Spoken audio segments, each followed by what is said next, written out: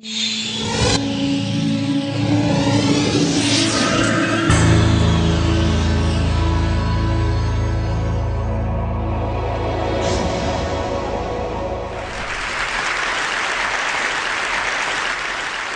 grew up interacting with the physical objects around us, and there are an enormous number of them that we every day use. Unlike our most computing devices, these objects are much more fun to use with. When you talk about objects, one another thing automatically comes attached to that thing, and that is gestures, how we manipulate these objects, how we use this object in everyday life. We use gestures not only to interact with these objects, but we also use to interact with each other. Like gesture of namaste, maybe to respect someone, or maybe in India, I don't need to teach a kid that this means 4 run in cricket. It comes as a part of our everyday learning. So I'm very interested from beginning that how can our knowledge about everyday objects and the gestures and how we use this object can be leveraged to our interaction with the digital world. Rather than using a keyboard and mouse, why can I not use my computer in the same way that I interact in the physical world? So I started this exploration around 8 years back, and it literally started with a mouse on my desk. Rather than using that for computer, I actually opened it. And most of you might be aware that in those days, the mouse used to come with a ball inside, and there are 2 rollers that actually guides the computer that where the ball is moving and accordingly where the mouse is moving. So I was interested in these 2 rollers. And I actually wanted more, so I borrowed another mouse from a friend, never returned him, and I have now 4 rollers. What interestingly I did with these rollers is basically I took them off from these mouses and then put in a one line. It had some strings and pulleys and some spring. And what I got is basically a gesture interface device that actually acts as a motion sensing device made out of $2. So here, whatever movement I do in my physical world is actually replicated inside the digital world just using this small device that I made around 8 years back in 2000. Because I was interested in integrating these 2 worlds, I thought of sticky notes.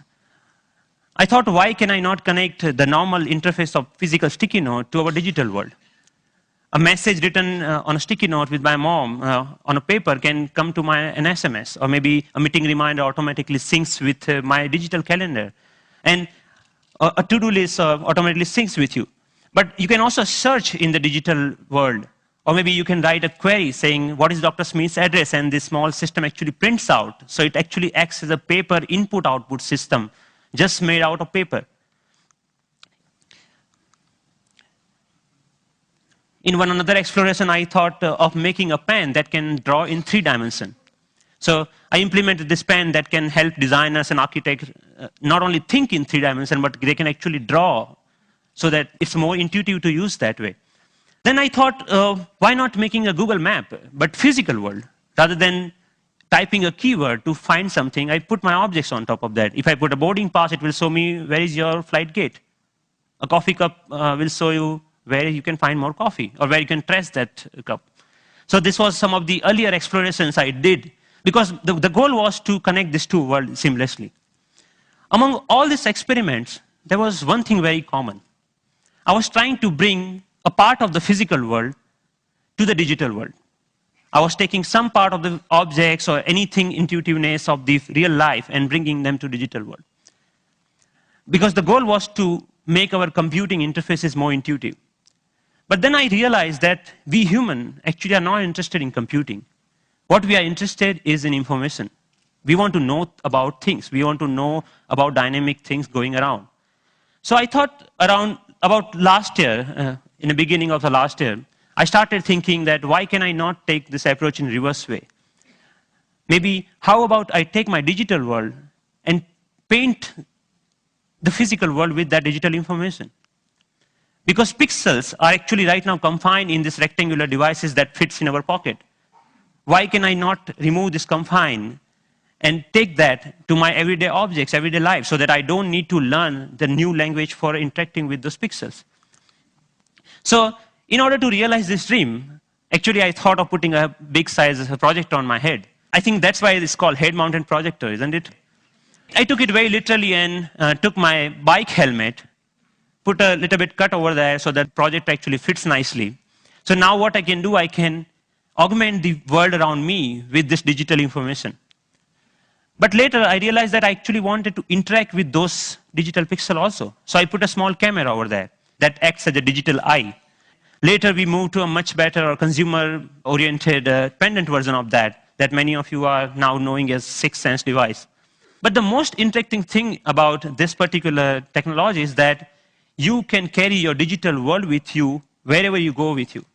You can start using any surface, any wall around you as an interface. The camera is actually tracking all your gestures. Whatever you are doing with your hands, it's understanding that gesture. And actually, if you see, there are some color markers that in the beginning version we were using over there. You can start painting on any wall, that you stop by a wall and start painting on that wall. But we are not only tracking here one finger. We are giving you the freedom of using all the both of hands. So you actually can use both of your hands to zoom into or zoom out a map just by pinching operation over here. The camera is actually doing just getting all the images, it's doing the age recognition and also the color recognitions, and like so many small algorithms are going inside. So technically it's a little bit so complex, but it gives you an output which is more intuitive to use in some sense. But I'm more excited that you can actually take it outside. Rather than getting your camera out of your pocket, you can just do the gesture of taking a photo and it takes photo for you, right? Thank you. And later, I can find a wall, anywhere a wall, and start browsing these photos. Or maybe, okay, I want to modify this photo a little bit and send it as an email to a friend. So we are looking for an era where computing will actually merge with the physical world. And of course, if you don't have any surface, you can start using your palm for simple operation. I'm here, I'm dialing a phone number just using my hand. Yep. The camera is actually not only understanding your hand movements, but interestingly, it's also able to understand what objects you are holding in your hand. What we are doing here is actually, for example, in this case, the book cover is matched with so many thousands of, or maybe millions of books online, and checking out which book it is. Once it has that information, it finds out more reviews about that, or maybe New York Times had a sound overview on that, so you can actually hear on a physical book as a review of a sound. Gave a famous talk at Harvard University. This was Obama's last visit last week to MIT. And in particular, I want to thank two outstanding MIT So I was seeing the live of his talk outside in just a newspaper. Your newspaper will show you live of your weather information rather than having updated like you have to check your computer in order to do that, right?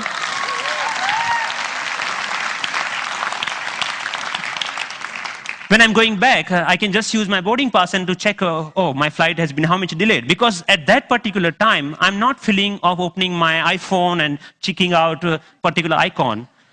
And I think this technology will not only change the way, yes, it will change the way we interact with people also, not only the physical world. The fun part is like I'm going to Boston Metro and playing Pong game inside the train on the ground, right? And I think the imagination is the only limit of what you can think of when this kind of technology merging with the real life. But many of you argue actually that all of our work is not only about physical objects. We actually do lots of accounting and paper editing and all this kind of thing. What about that? And many of you are actually excited about the next generation tablet computers to come out in the market. So rather than waiting for that, I actually made my own and just using a piece of paper. So what here I did is remove the camera, all the cameras, webcam, have a microphone inside that camera. I removed that microphone from that, and that just pinch that, like just make a clip out of that microphone and clip that to a piece of paper, any paper that you found around. So now the sound of the touch is exactly getting me when exactly I'm touching the paper. But the camera is actually tracking where my fingers are moving. You can, of course, watch movies. Good afternoon. My name is Russell, and I am a wilderness explorer in Tribe 54. And you can, of course, play games. Here, the camera is actually understanding how you're holding the paper and playing the car racing game.